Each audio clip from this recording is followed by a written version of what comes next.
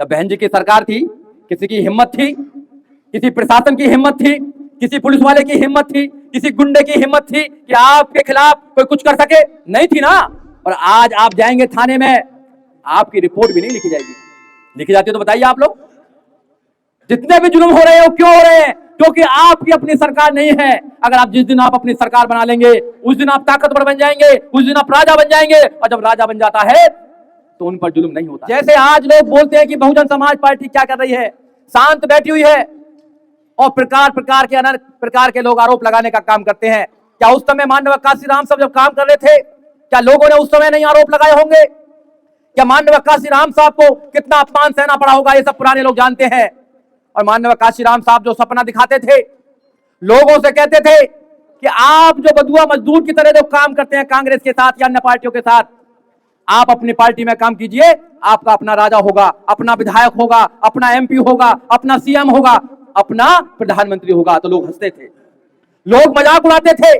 लोग कहते हैं कि जो साहब तुम सपना दिखा रहे हो वो कभी पूरा नहीं हो सकता है। आप क्या सपना दिखा रहे हो?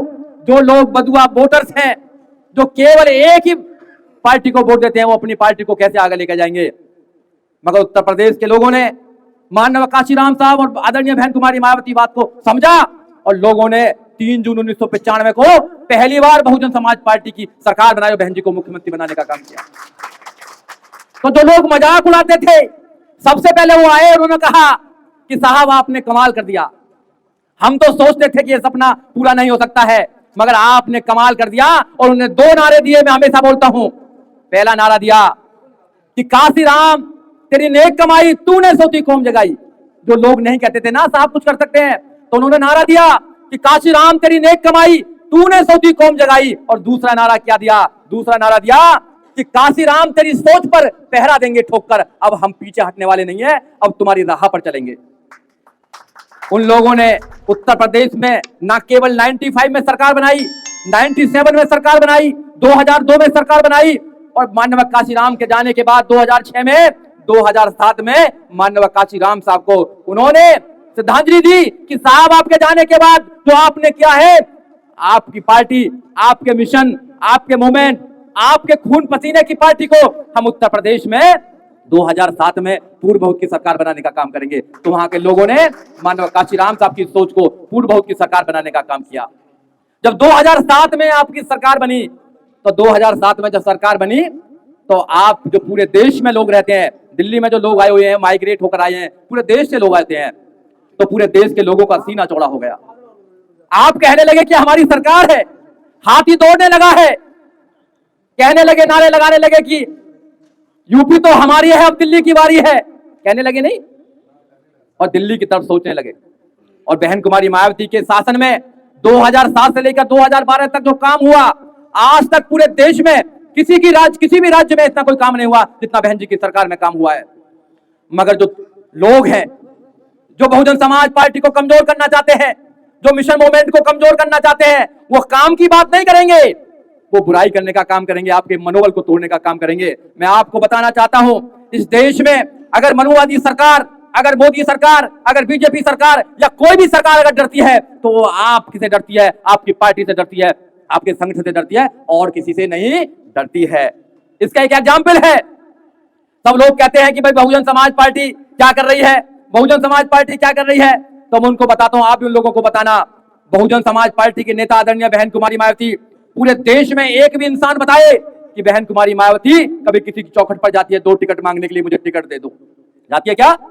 अरे बहन कुमारी मायावती नेता बनाने का काम करते हैं, पार्टी नेता बनाने का काम करती है, विधायक बनाने का काम करती है, एमपी बनाने का काम करती है, मिनिस्टर बनाने का काम करती है, और इस देश में प्रधानमंत्री बनाने का काम करेगी तो बहुजन समाज पार्टी करेगी, और कोई नहीं करने वाला। ये काम करती है। पिछलग्गू तो कहीं भी चले जाओ, आप कहीं भी लग जाओ, किसी भी पार्टी में चले जाओ, आप कितने भी बड़े नेता बन जाना, आपका कोई एमएलए हो, कोई एमपी हो या मिनिस्टर हो, वो अपने आप को कितना भी बड़ा नेता मानता हो, जब तुम दूसरी पार्टियों में जाते हो तो वहां केवल आपको सेल में डाल दिया जाता है, आपको बोला जाता है कि SC ST सेल है, इसके नेता बन जाओ और अपने लोगों को तैयार करो। आपको मेन पार्टी में नहीं लिया जाता है। आप ब्राह्मण के नेता नहीं हो सकते हैं, आप क्षत्रिय के नेता नहीं हो सकते हैं, आप अन्य पार्टी आपके लोगों के नेता नहीं हो सकते हैं। मगर बहुजन समाज पार्टी में आप नेता हैं, आप जय भीम से स्टार्ट करते हैं, जय भीम पर खत्म करते हैं, देश के संविधान को बचाने की कसम खाते हैं, सबको मान सम्मान से सुरक्षित रखने का वादा करते हैं। यह है बहुजन समाज पार्टी, जो और पार्टियों में नहीं है। क्या होड़ करेंगे बहुजन समाज पार्टी की या दूसरे जो पार्टी वाले लोग हैं? आपको बताना है कि भैया हम अपने महापुरुषों की जो विचारधारा है उसके लिए काम कर रहे हैं। यहां हम जिंदगी में कुछ ना बने, ना बनना हमें एमएलए, ना बनना हमें एमपी, मगर अपने घर को मजबूत करना है। जिस दिन हाथी मजबूत होगा, हाथी चलेगा, हमारी सुरक्षा तो वैसी रहेगी। अगर हमारे सामने हाथी है तो कोई भी जो लोग है वो हमसे कुछ नहीं कह सकता है। और जब जब भी तुमने हाथी को कमजोर किया है, जब जब भी हम पर जुल्म हुए हैं, जब बहन जी की सरकार थी, किसी की हिम्मत थी, किसी प्रशासन की हिम्मत थी, किसी पुलिस वाले की हिम्मत थी, किसी गुंडे की हिम्मत थी कि आपके खिलाफ कोई कुछ कर सके? नहीं थी ना। और आज आप जाएंगे थाने में, आपकी रिपोर्ट भी नहीं लिखी जाएगी। लिखी जाती है तो बताइए आप लोग, जितने भी जुल्म हो रहे हैं वो क्यों हो रहे हैं? क्योंकि आपकी अपनी सरकार नहीं है। अगर आप जिस दिन आप अपनी सरकार बना लेंगे, उस दिन आप ताकतवर बन जाएंगे, उस दिन आप राजा बन जाएंगे। और जब राजा बन जाता है तो उन पर जुल्म नहीं होता है, उन पर जुल्म नहीं होता है। आप सोच रहे होंगे कि हमारी सरकार कैसे आएगी, आप सोचे होंगे ना कि अब हमारी सरकार कैसे आएगी। सब लोग तो कहते हैं कि भाई हम कुछ कर नहीं रहे, जीरो पर है, जीरो पर है। जैसे 2007 में हम अकेले लड़े थे और 2007 में उत्तर प्रदेश में बहुमत की सरकार आई थी, वैसे ही 2027 में आपकी सरकार उत्तर प्रदेश में आने वाली है। और एक बार उत्तर प्रदेश में सरकार आ गई, पूरे देश में क्रांति आ जाएगी। पूरे देश में जो लोग बैठे हुए हैं वो उछल उछल कर करेंगे कि हम भी काम करेंगे, हम भी निकलेंगे, अब हमारा राज आ रहा है। एक बार सरकार तो बना के देखिए आप। जो लोग दूसरी पार्टियों के एजेंट की तरह काम कर रहे हैं उनसे कहना कि हम अपने बच्चों के लिए काम कर रहे हैं, जो हमारे आने वाली जनरेशन है उसके लिए काम कर रहे हैं। अगर बाबा साहब डॉक्टर अम्बेडकर हमारे लिए काम नहीं करते, अपने 4-4 बच्चों की कुर्बानी नहीं देते, तो माननीय काशीराम साहब खड़े नहीं होते, बहन कुमारी मायावती खड़ी नहीं होती। अगर माननीय काशीराम साहब बहुजन समाज पार्टी नहीं बनाते और बहन कुमारी मायावती उसका नेतृत्व नहीं करती, तो हमारे लोग जैसे, हमारे जैसे लोग, आप जैसे लोग, एमएलए एमपी जैसे लोग कभी सपना नहीं देख सकते थे कि उत्तर प्रदेश जैसे में अपनी सरकार बना लेंगे। आज अगर हम सपना देख रहे हैं तो केवल इसलिए देख रहे हैं क्योंकि हमारे पूर्वजों ने हमारे लिए काम करा है। इसलिए आने वाले बच्चे अगर सपना देखेंगे तो आप अगर काम करेंगे जब वो सपना देख सकते हैं। आप अगर काम नहीं करेंगे तो फिर वो सपना नहीं देख सकते हैं, वो भी बदुआ मजदूर पैदा होंगे किसी न किसी पार्टी के। इसलिए आपको अपनी पार्टी को मजबूत करना है, विचारधारा को मजबूत करना है, संविधान को बचाना है, मान सम्मान से जीवन जीना है और इस देश में अपना भी वजूद स्थापित करना है। तो आपको बहुजन समाज पार्टी को मजबूत करना पड़ेगा। सब यही है, पूजा भी यही है, भगवान भी यही है, सब कुछ यही है। इसको मजबूत कर दीजिए, सब कुछ मिल जाएगा आपको। एजुकेशन मिल जाएगी, सम्मान मिल जाएगा, न्याय मिल जाएगा, समता से रहने का माहौल मिल जाएगा, सब कुछ मिल जाएगा आपको। केवल आपको पार्टी को मजबूत करना है। और अगर आपने केवल पार्टी को कमजोर कर दिया तो कुछ नहीं मिलने वाला आपको।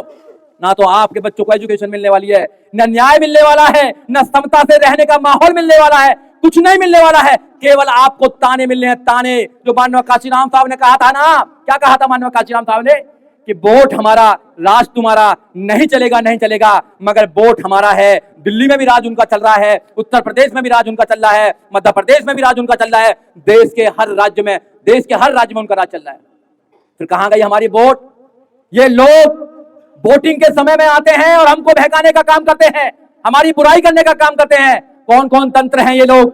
ये लोग मीडिया वाले लोग, कुछ हमारे चमचे लोग, जिनको ये सुपारी दे रखी है कि अपने मोहल्लों में जाइए, अपने छोटे छोटे गांवों में जाइए, केवल बुराई करिए बहुजन समाज पार्टी की। तो मैं आप लोगों से कहना चाहता हूं, आप लोग जितने भी लोग बैठे हैं, आप लोग नेता है, नेता बहुजन समाज पार्टी के लीडर है, क्योंकि आप दिल्ली प्रदेश को रिप्रेजेंट कर रहे हैं। चाहे वो प्रभारी हो, वार्ड के प्रभारी हो, चाहे वो जोन के प्रभारी हो, चाहे महासचिव हो, चाहे जिलाध्यक्ष हो, जिला प्रभारी हो, चाहे विधानसभा अध्यक्ष हो, विधानसभा प्रभारी हो। वो आम कार्यकर्ता नहीं है, वो कैडराइज कार्यकर्ता है।